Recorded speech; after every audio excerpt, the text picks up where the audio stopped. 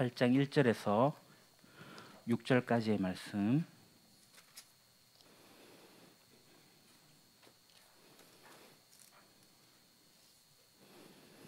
제가 가진 성경책은 신약 293쪽에 본문이 있습니다. 고린도후서 제8장 1절에서 6절까지의 말씀. 우리 같이 봉독하겠습니다. 형제들아, 하나님께서 마게도냐 교회들에게 주신 은혜를 우리가 너희에게 알리노니 환난의 많은 시련 가운데서 그들의 넘치는 기쁨과 극심한 가난이 그들의 풍성한 연보를 넘치도록 하게 하였느니라. 내가 증언하노니 그들이 힘대로 할 뿐 아니라 힘에 지나도록 자원하여 이 은혜와 성도 섬기는 일에 참여함에 대하여 우리에게 간절히 구하니 우리가 바라던 것뿐만 아니라 그들이 먼저 자신을 주께 드리고 또 하나님의 뜻을 따라 우리에게 주었도다. 그러므로 우리가 디도를 권하여 그가 이미 너희 가운데서 시작하였은즉 이 은혜를 그대로 성취하게 하라 하였노라. 아멘. 지난주에 우리가 헌금의 원리에 대해서 배웠습니다. 헌금의 원리가 세 가지가 있는데요. 뭔지 기억하십니까? 첫째는 하나님과 관련해서고, 두 번째는 교회 공동체와 관련해서고, 세 번째는 성도, 개인, 자신과 관련해서 입장에서 그 원리를 찾아볼 수가 있습니다. 그 첫 번째 원리가 뭐죠? 바로 이 하나님과 관련해서 신앙 고백이다라고 했습니다. 모든 것이 하나님 것입니다. 내가 있는 거 하나님으로부터 왔다라는 고백입니다. 다시 말해서 나를 비롯해서 내가 가진 모든 것들은 하나님이 주인이다. 그래서 주인이신 하나님께 하나님 거다라는 신앙의 고백으로 우리가 헌금을 드리게 됩니다. 자, 두 번째 원리는 뭐죠? 바로 헌금이 사용될 때는 이 공동체의 필요가 있고 공동체의 사역 때문에 사용을 하게 되는 겁니다. 그래서 우리가 그 근거를 구약에서 11조를 가지고 우리가 알아봤습니다. 그러니까 아브라함의 11조에 대해서, 그리고 레위기, 민수기, 신명기에 나오는 그 11조에 대해서 우리가 공부를 했고요. 그 11조를 하는 이유가 뭐랬죠? 첫째는 성전 공동체를 위해서, 두 번째는 이 성전 공동체에서 사역하고 있는 레위인들과 제사장들을 위해서, 세 번째는 가난한 자들을 위해서 되어져 있습니다. 자, 그래서 오늘 이제 이 교회의 필요와 사역에 따른 신약에서 나타나는 원리를 좀 우리가 살펴보도록 하려고 합니다. 여러분 잘 아셔야 될 것은 구약에서 신약으로 넘어오면서 뭔가가 사라졌어요. 사라진 게 뭐냐면 성전입니다. 빌딩으로서의, 건물로서의 성전이 없어집니다. 자, 구약은 성전을 중심으로 신앙 행위를 했습니다. 자, 성전 이전에는 성막이죠. 성막이 그 다음에 솔로몬 성전으로 바뀌었고, 솔로몬 성전이 무너지고 스룹바벨 성전이 재건되고, 스룹바벨 성전도 무너지고 헤롯이 다시 대성전을 짓기 시작합니다. 그러니까 예수님 당시에 헤롯이 성전을 짓고 있었어요. 그러니까 예수님이 그러잖아요. 성전 헐라 내가 사흘 만에 성전을 일으키겠다. 그렇게 이제 이 이스라엘은 성전 중심으로 모였습니다. 그런데 성전이 무너졌어요. 성전이 없어졌어요. 그러니까 성전 중심으로 일어나던 종교 행위가 없어지게 된 겁니다. 물론 신약에 와서 성전에서 모이긴 하지만 신약에서 성전에 모이는 것과 구약에서 성전에 모이는 것과는 천지차가 있습니다.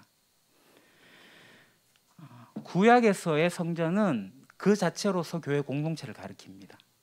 신앙의 공동체를 가리키는 겁니다. 그런데 성전이 무너지고 포로로 끌려가고 그들은 성전이 없는 곳 생활하다 보니 회당을 만들어서 모임을 하게 됩니다. 그리고 나라로 다시 돌아오고 나서 회당을 지어가지고 계속 신앙 행위를 이어가게 됩니다. 그래서 신약에 오게 되면은 성전은 가시적인 빌딩으로서의 모양은 있긴 하지만 종교 행위는 어디서 일어났느냐? 회당과 가정에서 일어났습니다. 사람들은 가정에서 모였습니다. 그러니까 신약에 와서 우리가 기억해야 될 것은 성전 중심이 아니다. 소위 예배당이 없었습니다.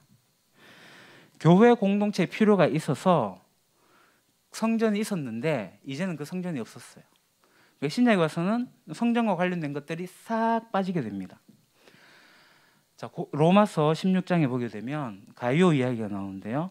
나와 온 교회를 잘 돌보아주는 가이오도 여러분에게 문안합니다 라고 나와요.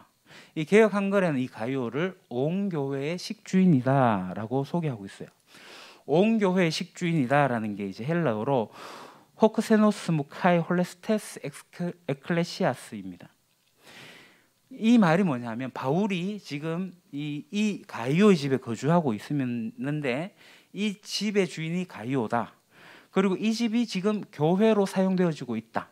그러니까 가정교회라는 것을 밝히고 있습니다. 당시의 교회는 성전에서 모인 게 아니라 가정집에서 모였습니다. 가정에서 예배를 드렸습니다. 사람들이 그 가정에 모이다 보니까 일하고 모이다 보니까 밥을 먹여야 되는데 돈이 들어가게 돼요. 가정에서 모이고 이 돈이 들어가게 되니까 이 가정 집주인이 그 돈을 댔습니다. 그러니까 사람들이 많이 모이다 보니 작은 집보다는 큰 집에서 모이게 됐고 소위 큰 집을 가지고 있으니 부자라고 볼 수가 있습니다. 그래서 그가 대부분의 비용을 다 지출했습니다. 그래서 온 교회를 먹여 살리는 일을 가이오가 하고 있었다라는 것을 로마서를 통해서 볼 수가 있습니다.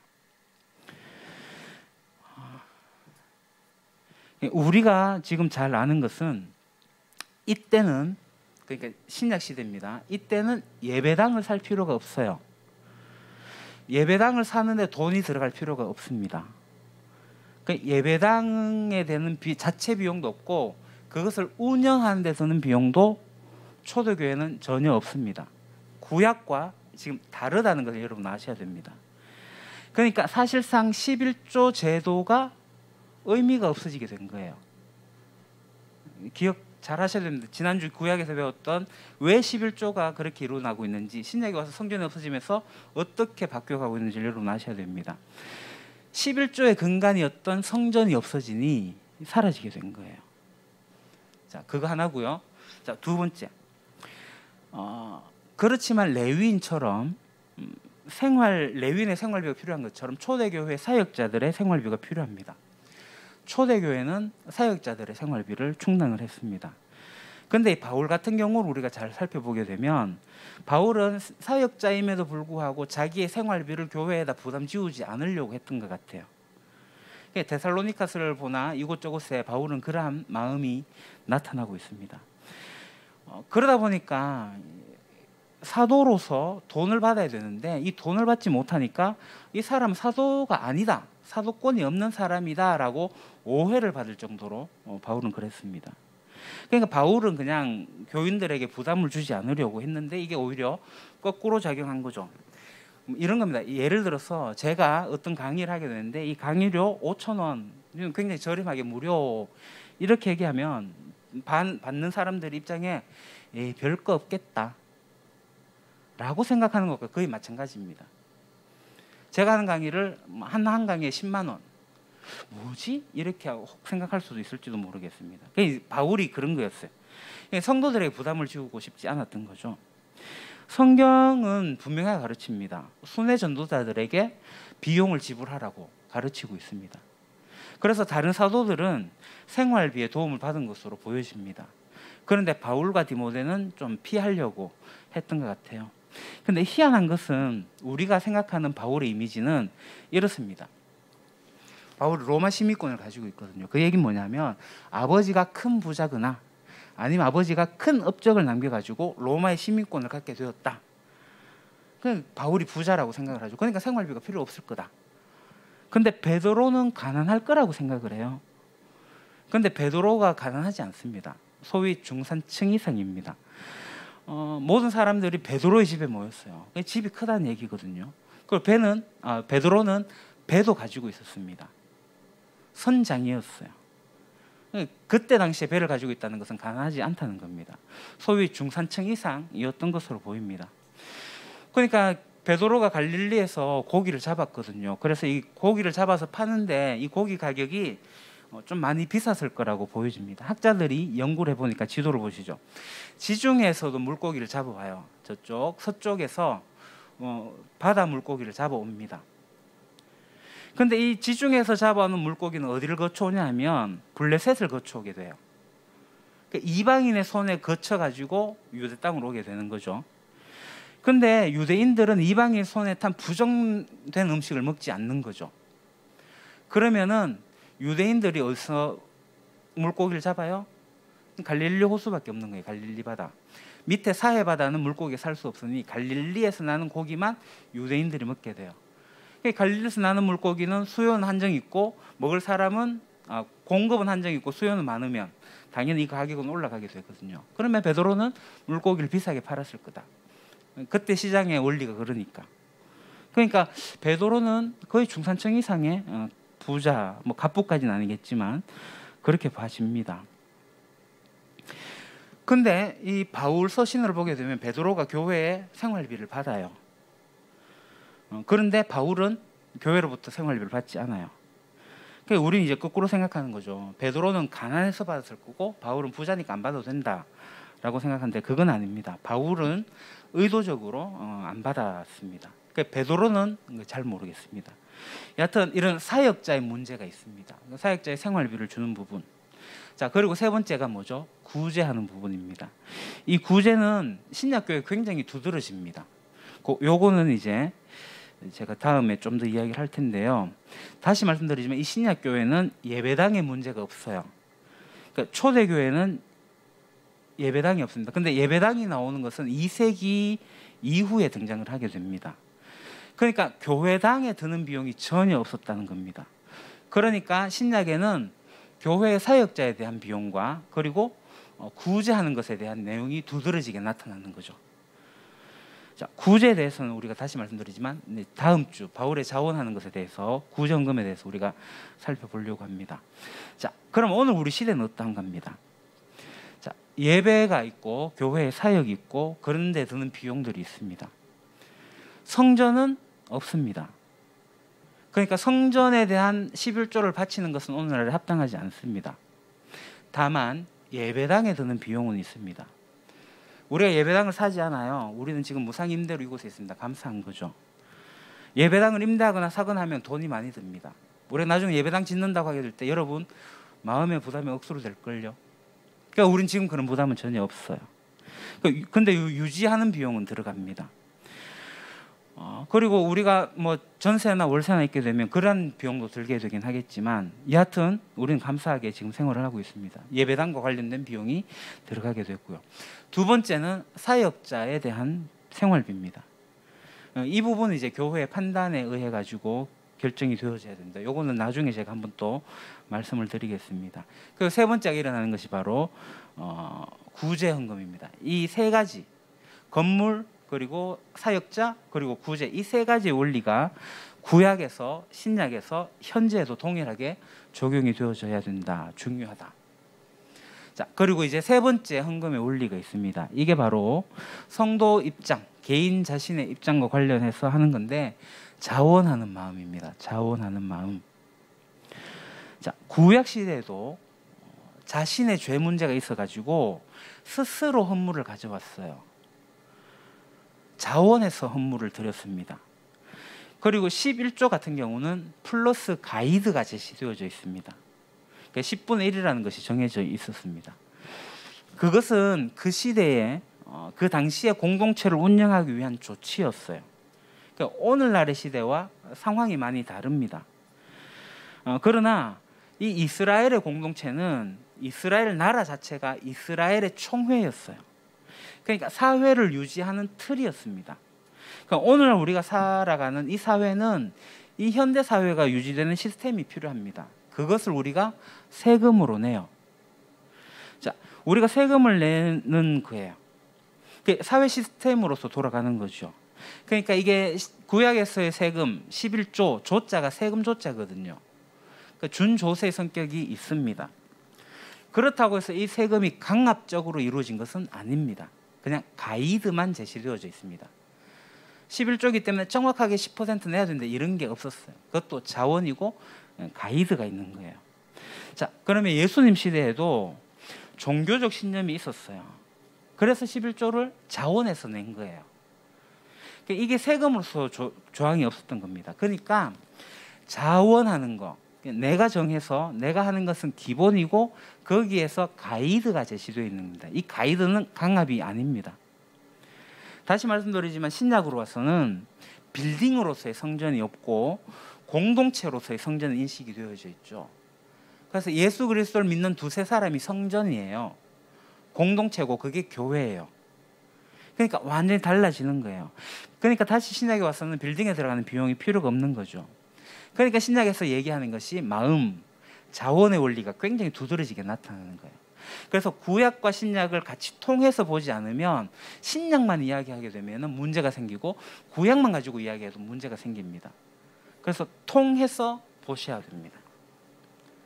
자, 사도행전 4장에 보게 되면 예루살렘 교회가 헌금을 해요. 사람들이 자원해서 헌금을 합니다. 여기에 절대 강제성이 없습니다. 그리고 바울이 이방인 교회를 사역하잖아요. 전도하고 그 교회를 만들고 사역을 하는데 그 이방인들이 헌금한 것을 원래 교회인 예루살렘에 가져가요. 그 이방인들이 헌금을 내거든요. 이것도 자원해서 낸 겁니다. 이것이 오늘 고린도후서에 잘 기록되어져 있습니다. 오늘 고린도후서 8장 1절에서 6절 세 번역으로 제가 읽겠습니다.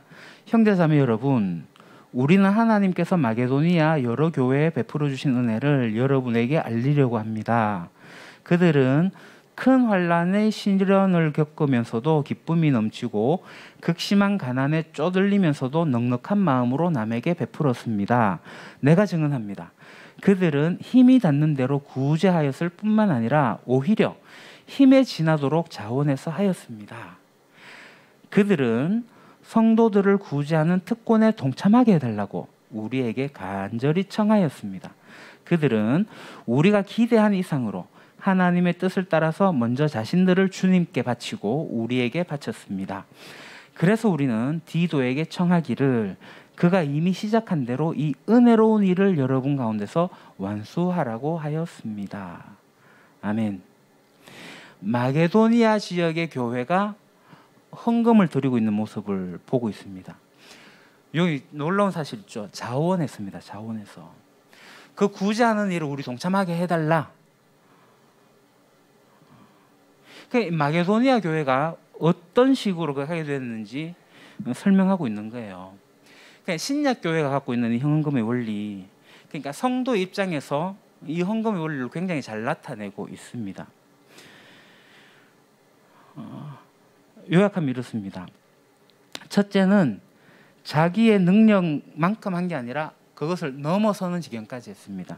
3절 내가 증언합니다. 그들은 힘이 닿는 대로 구제하였을 뿐만 아니라 오히려 힘에 지나도록 자원해서 하였습니다. 자신의 삶을 추스려야 되는데, 그러니까 자기 자신을 돌봐야 되는데, 그래도 나보다 더 어려운 사람, 누군가가 더 도움을 받으면 좋겠다라는 마음으로 헌금을 한 거예요. 그런데 이게 이제 문제가 좀 이걸 조심해야 됩니다. 이걸 지금 자원해서 드리는 건데 이게 강압이 돼버리면, 이게 명령이 돼가지고 강제가 되어버리면 문제가 됩니다. 다시 말씀드리지만 헌금은 자원하는 겁니다. 본문에는 힘에 지나도록 자원했다라고 나옵니다. 강압에 지나서 힘에 지나도록 하면 안 됩니다. 예를 들어서 우리가 예배당을 건축하게 될지 안 할지는 모르겠습니다. 예배당 건축한다. 근데 이 예배당 건축한다 그러면은 일단 이름부터 마음에 안 들어요. 성전 건축이라고 해야지 돈이 많이 들어올 것 같아. 그래서 성전 건축을 많이 해요, 교회에서. 성전 건축하면 안 됩니다. 예배당 건축이 맞습니다. 여하튼 그렇게 하게 되면 교인들이 어렵고 힘든데 이거 안 하면 안 된다라는 식으로 이제 강제하기 시작하는 거죠. 특히 설교 시간에 건축과 관련된 설교를 하게 됩니다. 헌금과 관련된 설교를 하게 됩니다. 자원하라고 말은 하지만 강제가 되는 거예요. 강압이 되는 거고. 여러분 1,000번제 하세요. 성경 한 줄 적을 때마다 100원씩 하세요. 이런 식으로 강제하고 강압하게 되는 거예요. 어떤 타이틀을 만들어가지고 돈을 뜯어내는 거예요. 성도들에게. 포도송이 붙여놓고 한 송이에 100만 원씩 이런 식으로 해놓고 이름을 적어요. 강제하는 겁니다. 자원하는 게 아니죠. 그런 것들이에요. 그렇게 되면 교인들이 어떻게 될까요? 속에는 뭔가가 있긴 한데 힘에 겨워 하는데도 해야지라고 해요. 그래서 저당 잡혀가면서까지 헌금을 하는 경우도 있고 빚내서 하는 경우도 있고 잘못된 겁니다. 성경에서는 절대 그렇게 하지 말라고 했습니다.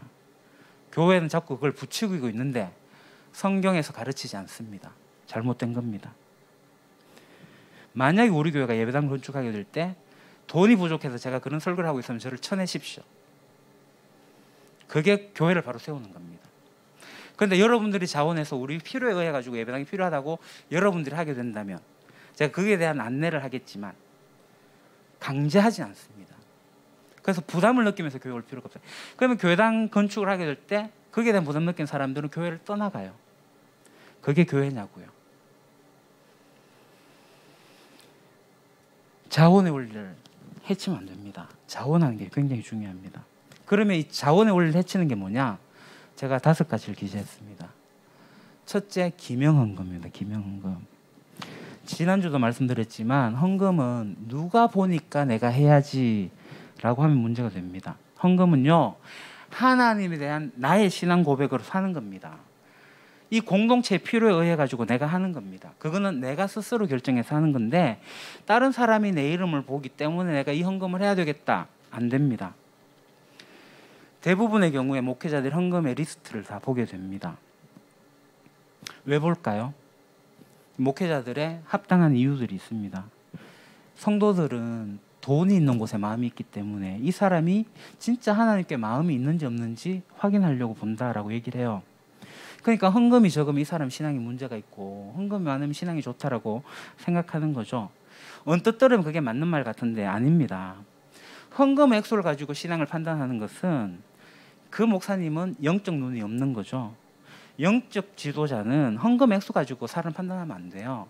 그 사람의 삶, 그 사람의 말, 그 사람의 행동, 그 사람이 자녀를 어떻게 양육하고 부모님을 어떻게 섬기고 교회 공동체 성도들을 어떻게 케어해내는지를 보면서 영적 성숙도를 측정하는 거지, 돈 많이 냈다고 그 사람이 신앙이 좋다라고 이야기하면 교회는 무너집니다. 그렇기 때문에 헌금 봉투 이름을 쓴다는 것은 자원의 원리에서 손상이 될 수가 있습니다. 그래서 저는 헌금은 무명으로 하는 게 맞다라고 생각합니다. 근데 이 무명에도 문제가 생겨요. 그래서 합당한 방법이 무엇일까? 그건 제가 나중에 또 설명을 하겠습니다. 실제로 무명을 하게 될 경우에 돈이 사라진 일들이 많은 교회에서 있었습니다. 그런 문제가 생길 때 교회의 재정부원들을 잘못 세운 교회의 책임입니다. 그래서 교회 헌금은 혼자서 정리하면 안 됩니다. 둘도 사실은 안 됩니다. 둘이서 마음 맞으면 빼낼 수가 있거든요. 최소한 3명 이상은 돼야 된다라고 생각을 합니다. 근데 우리 교회는 잘 모르겠습니다. 아직까지는 재정부원에 대한 숫자가 적기 때문에 그렇게 합니다. 여하튼 이 자원의 원리에 기명하는 것은 그 원리에 적합하지 않다. 그리고 우리는 지금 현재 주부의 이름이 기재되어 있습니다. 어떻게 보면 이것이 영수증 역할을 해요. 내가 헌금을 했는데 내 이름이 없으면 누락된 게 아닌가. 사실 그것도 맞아요. 근데 이것도 어떻게 보면 자원의 원리에 적합하지 않습니다. 어떤 성도님들은 이 헌금의 명단을 봐요. 주부 안에서 누가 뭐 했네, 누가 뭐 안 했네, 누가 이거 계속 하고 있네, 안 하고 있네를 파악하고 있다는 거죠. 내가 내 이름을 보여야 되니까 헌금해야 되겠다라고 생각하면 이건 자원이 아닙니다. 사람 눈의식해서 하는 거니까. 헌금은 다시 말씀드리지만 성도가 스스로 하는 거예요. 자, 오늘 본문 4절 누가 구하죠? 성도들이 간절히 구해요. 성도들이 먼저 구한다고요. 근데 이게 거꾸로 지도자가 강압적으로 이야기하는 것은 맞지가 않습니다. 근데 지금 바울이 예루살렘의 교회에 대해 가지고 이래 지금 예루살렘 교회가 힘들다. 이 바울의 지도자가 이 이야기를 해주지 않으면 이 이방인 교회는 예루살렘 교회가 힘든지 안 힘든지 몰라요. 그래서 지도자가 하는 일은 이 마게도냐 교회에 가서 방향을 알려주는 거죠. 상황을 설명해 주는 거예요. 그래서 자원해가지고 하는 거예요. 그래서 그것에 대해서 열심을 내는 것은 성도들이 하는 겁니다. 자원입니다. 그런데 이것을 시스템으로 만들어 버리면 문제가 돼요. 그것도 자원이 아닙니다. 예를 들어서 일천번제 같은 그런 것들입니다. 그리고 이 예배 시간에 헌금을 해야 되는, 지금 아직 헌금 바구니 올라오지 않았는데, 이 헌금하는 것도 예배 가운데 들어오는 시스템으로 들어와 있습니다. 어찌 보면 이것도 자원의 방법은 아니에요. 중요한 것은 성도들이 먼저 간절히 원해서 하는 게 헌금이다. 자, 이 신약교회에서는 이렇게 헌금을 했는데 결과가 이상으로 나왔어요. 놀라운 일이죠. 참 감사한 일이고. 저는 이런 생각을 했습니다. 만약에 우리 교회가 헌금을 하게 될 때 기명을 하지 않고 무기명을 하게 되면은 어떤 차이가 날까? 헌금이 더 나오겠습니까? 적게 나오겠습니까? 많은 교회에서 무기명으로 헌금을 하게 되면 헌금의 액수가 줄어들 거예요. 왜 그럴까요? 그건 사람 보고 했기 때문에. 그거는 신앙의 거품입니다. 신앙의 거품. 기명 헌금을 하다가 무기명을 하게 되면은 헌금이 늘 수도 있고 줄 수도 있는데, 줄게 되면은 그것은 신앙의 거품이고, 늘게 되면 성도들의 신앙이 성숙했다라는 겁니다. 저는 그렇게 봐집니다. 헌금이 줄게 된 것은 하나님을 보고 헌금한 게 아니라 사람 보고 했기 때문에 그래요. 아니면 다른 이유가 있구나. 결국은 그게 신앙의 거품이에요. 진정한 헌금이 아닌 거죠. 그래서 우리는 헌금을 하게 될 때 하나님의 뜻을 쫓아서 해야 됩니다. 하나님의 뜻이 아니면 헌금을 할 필요가 없어요. 교회가 엉뚱한 일에 돈을 쓰고 있는데, 그래서 자꾸 헌금을 요구하고 있는데, 그럼 헌금을 해야 됩니까? 그 헌금을 내지 않으면 하나님의 뜻을 거역하는 겁니까? 아니요, 그렇지 않습니다. 하나님의 뜻이 거기에 있는 게 아닌데 왜 자꾸 거기에 헌금을 하냐고요. 그렇게 헌금하시면 안 됩니다. 그럼 헌금은 어떻게 해야 되죠? 앞에서 말씀드린 것처럼 내게 있는 모든 것은 하나님부터 온 거기 때문에 하나님이 주인이라는 신앙 고백으로 하는 거예요. 그리고 이 교회 공동체의 필요에 의해 가지고 헌금을 해야 돼요. 그리고 이걸 강압적으로 하지 말고 자원해서 해야 됩니다. 그렇지 않고 다른 방법을 사용해 가지고 이 헌금의 액수를 늘리는 것 무의미합니다. 적합하지 않습니다. 그래서 이 기명의 헌금은 자원의 원리를 좀 놓치고 있습니다. 기명해서 담임 목사가 그 헌금의 명단을 본다고 한번 생각해 보십시오. 그걸 의식하게 되면은 성도들이 헌금을 적게 할까요? 더 할까요? 그런 경우에 담임 목사가 성도 이름과 헌금 액수를 보고 있다라고 얘기하면은 헌금 액수는 올라갑니다.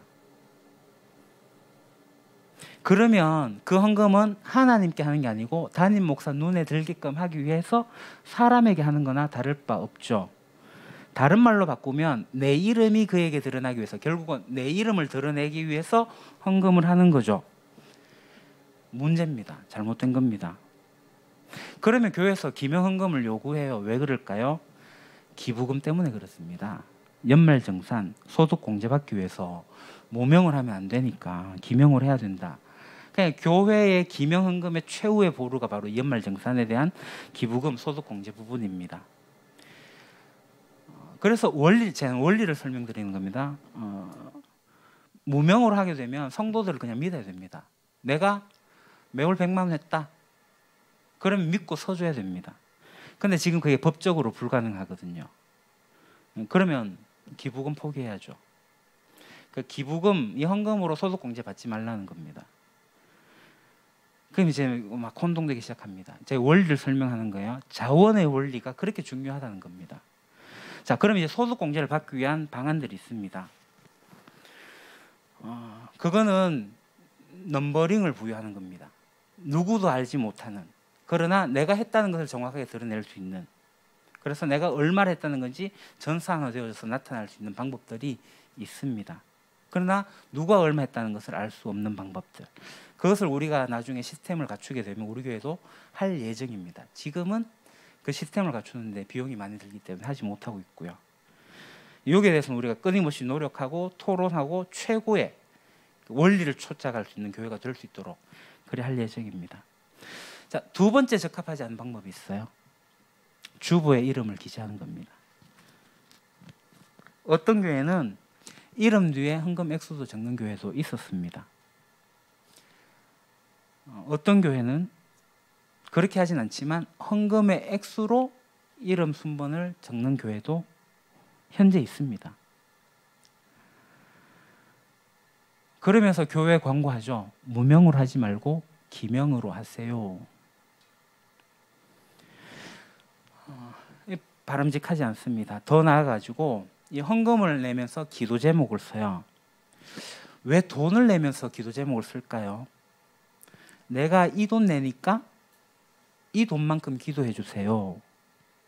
하나님, 내가 이 돈 내니까 내 기도 들어주세요 라고 하는 거죠. 만약에 그렇게 되면 하나님을 펀드 회사처럼 만드는 겁니다.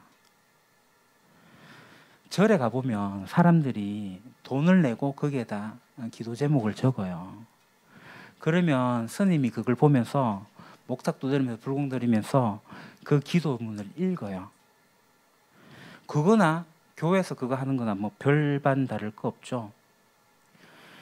부흥회 같은 곳에서 막 하고 헌금 요구하고 갖고 오면 현금 봉투 이렇게 들고 쭉쭉 읽으면서 기도하잖아요. 그거나 절에서 스님이 목탁 두드리면서 하는 거나 뭐가 다르냐고요.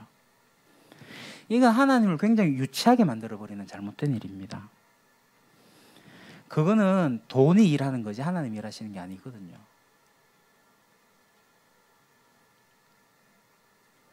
자, 세 번째.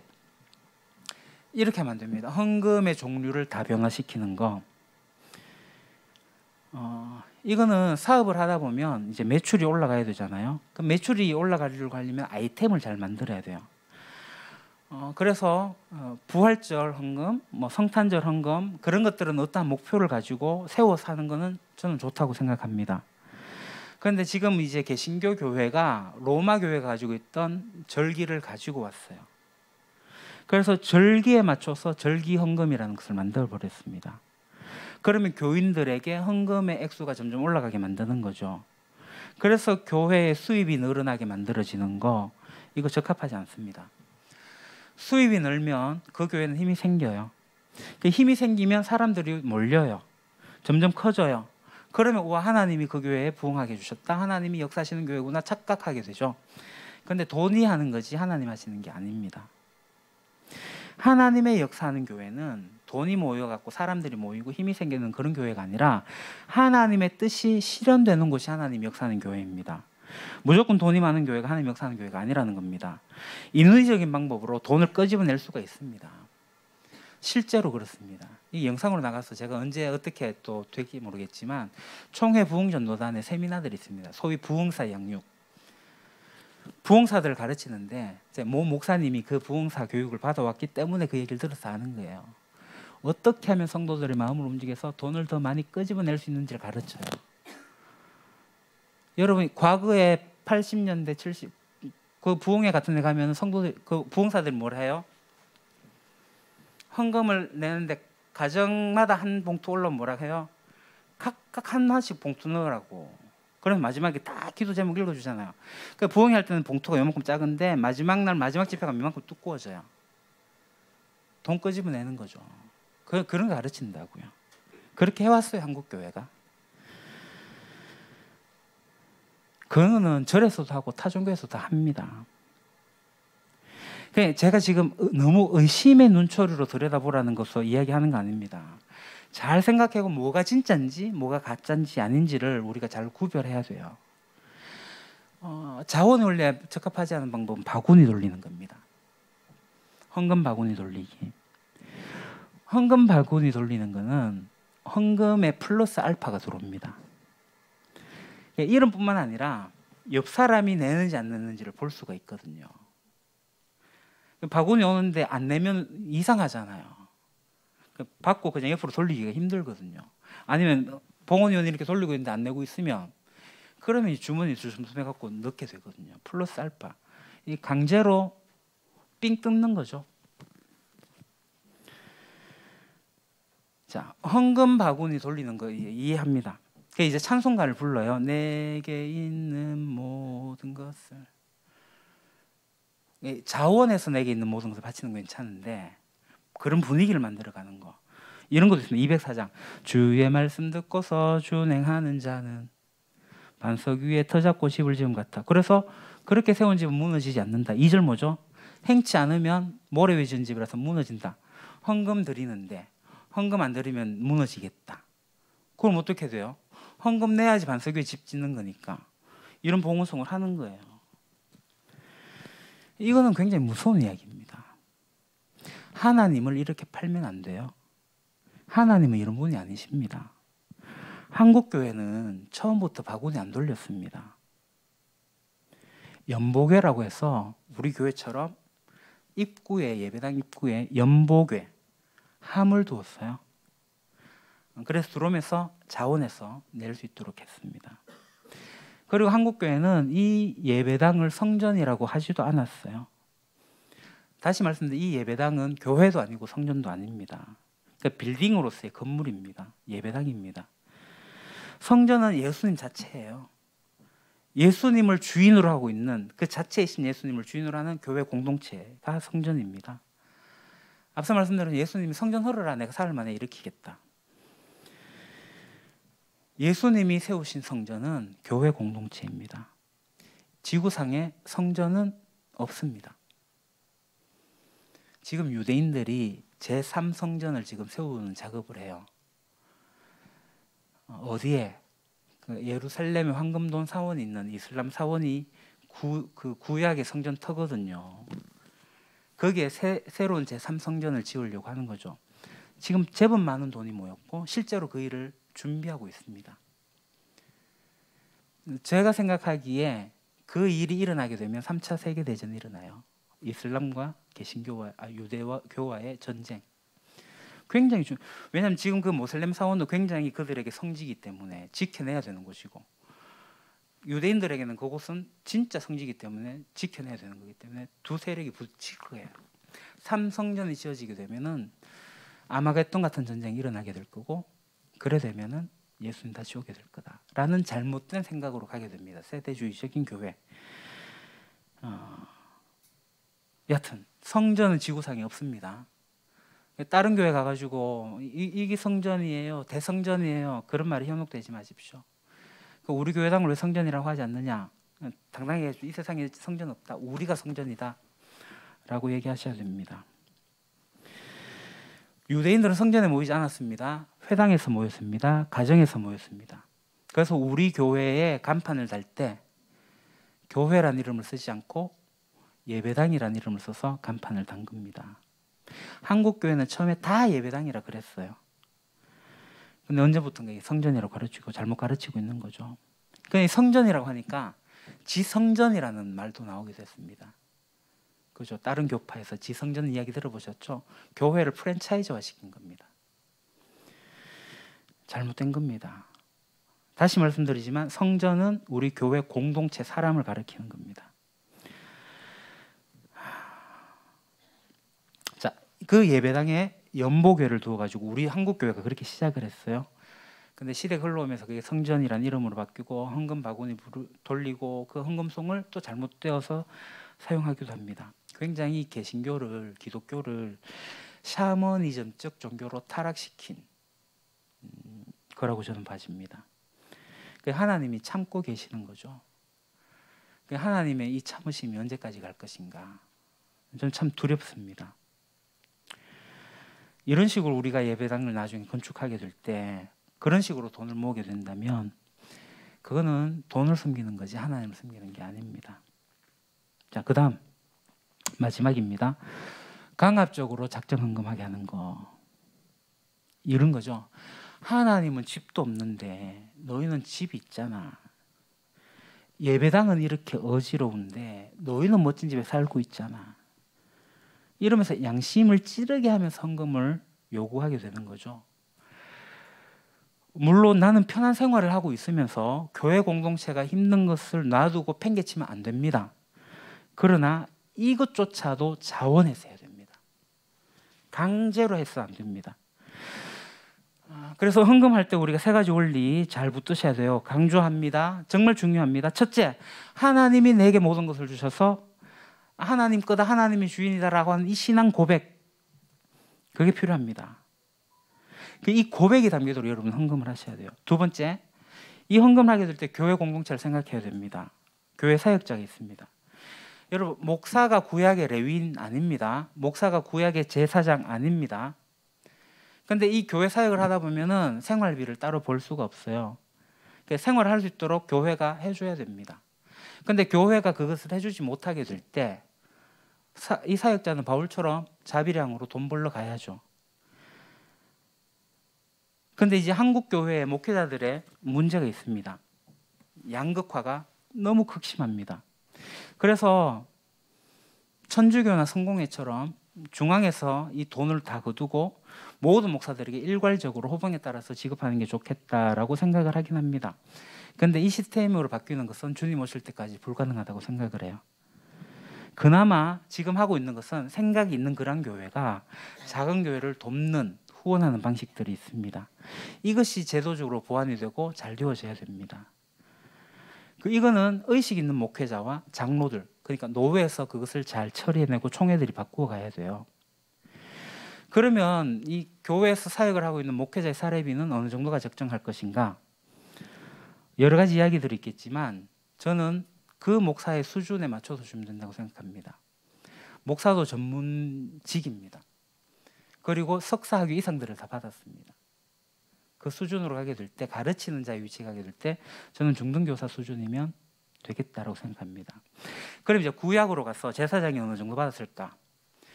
정확하게 저희 계산해보지 않았고 계산한 것을 봤습니다. 구약에는 각 지파마다 인원이 나와요. 그 지파가 얼마 벌었는지 몰라요. 근데 일괄적으로 다 10이라는 것을 벌었을 때 계산하고, 그래서 그들이 11조를 내고 레위인들이 얼마를 받았을까? 레위 지파의 숫자가 나와요. 그들이 11조를 내서 제사장이 가게 될 때 제사장이 얼마 받았을까? 제사장이 받은 위치는 중상, 상하 70%쯤 됩니다. 중산층쯤 됩니다. 그러면 저는 그 수준이라고 생각을 해요. 그래서 목사가 돈이 많아서 문제가 되고요. 돈이 너무 없어서 문제가 됩니다. 그러니까 돈이 없으면 어떻게 되죠? 우리 교회 같은 경우는 돈이 없어서 많이 주지 못하잖아요. 물론 제가 내려서 받은 것도 있지만, 그러면 돈 많은 교회에서 지원해 줘야죠. 그게 하나님 원리에 맞으니까.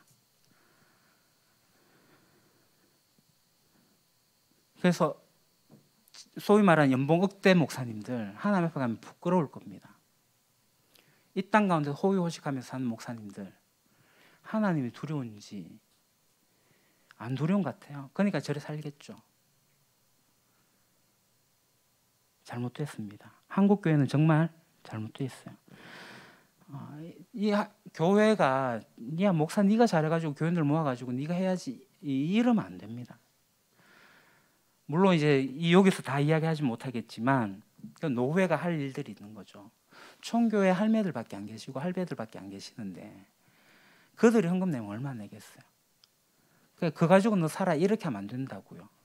그들을 위해서 거기에 사역자가 반드시 필요하고, 그러면 그 사역자를 위해서 노회가 도와야죠.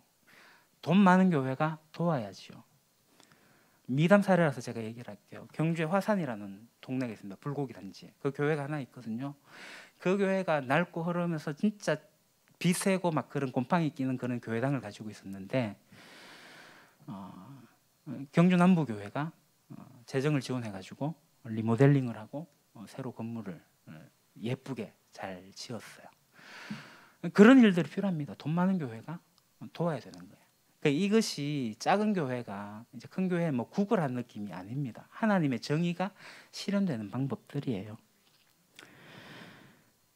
여기까지만 하겠습니다. 교회가 지향하는 바들이 있어요. 교회가 사역하는 방향들이 있습니다. 그래서 이 교회 공동체의 본질을 위해서 우리가 해야 됩니다. 자, 그다음 이제 세 번째 원리가 자원하는 건데요. 이 자원은 굉장히 중요합니다. 여러분들이 10분의 1을 내든지 아니면 10분의 3.3을 내든지 여러분들이 자원에 헌금하게 되면 교회가 교회됩니다. 안 될까요? 됩니다. 근데 성도들이 이걸 몰라서 10분의 1도 안 하고 10분의 3은 더더욱 못해요. 근데 저는 이게 가능하다고 생각하는 것은 성도들이 성장하면 가능하다라고 봐집니다. 성장하지도 않았는데 성장한 것처럼 돈을 끄집어내는 것은 잘못된 겁니다. 겉으로는 성장한 것처럼 보이지만 사실은 아니에요. 결국은 교회도 돈이 있어야지 일을 하게 됩니다. 그것은 어린아이 성도들이 못합니다. 어른 성도들이 하는 거예요. 여기서 말하는 것은 영적인 부분을 이야기하는 겁니다. 그래서 신앙의 정도에 따라 헌금을 하는 거예요. 이웃교회가 실제로 이렇게 원리를 사용하고 있는 교회에서 소개를 할게요.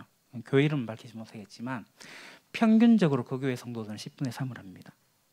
헌금의 종류도 하나밖에 없습니다. 11조 개념이에요. 감사헌금도 없고 주일헌금도 없고 뭐 헌금도 없고 다 없어요. 오로지 한 봉투. 근데 10분의 3 정도래요. 실제로 그 교회 성도님을 제가 알아가지고 얘기를 하는데 다 그렇게 한대요.